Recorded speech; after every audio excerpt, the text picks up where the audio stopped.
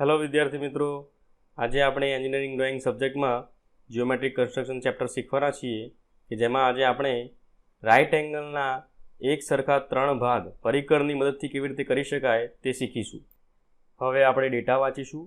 Draw right angle POQ using protractor and trisect it with the help of compass. એટલે કે આપણે ખૂણો POQ કોણ માપકની મદદથી 90 ડિગ્રી દોરવાનો છે અને ત્યારબાદ પરિકરની મદદથી તેના 3 એક સરખા ભાગ કરવાના છે. તેના માટે ફૂટપટ્ટીની મદદથી કોઈપણ લંબાઈની હોરિઝોન્ટલ લાઇન દોરો અને તેના બંને છેડાનું નામ વારાફરતી પોઈન્ટ O અને પોઈન્ટ Q દર્શાવો.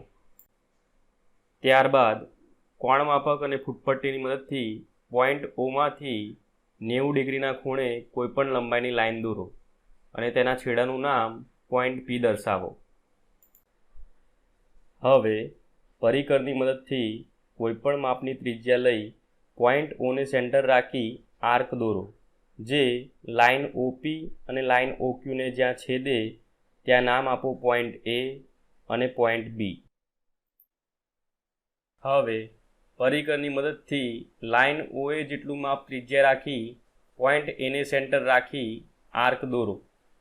તેટલું જ માપ રાખી પરિકરની મદદથી પોઈન્ટ B ને સેન્ટર રાખી ફરીથી આર્ક દોરો.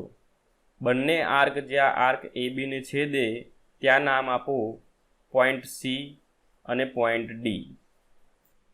ત્યારબાદ ફૂટપટ્ટીની મદદથી પોઈન્ટ O અને પોઈન્ટ C તેમજ પોઈન્ટ O અને પોઈન્ટ D માંથી પસાર થતી લાઇન દોરો.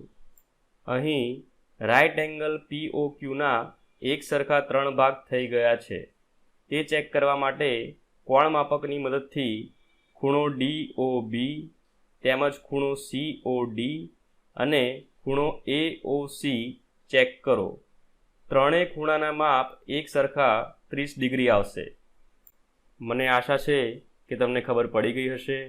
તમને આ વિડીયો કેવો લાગ્યો તે મને કોમેન્ટ્સમાં જણાવજો. Thank you.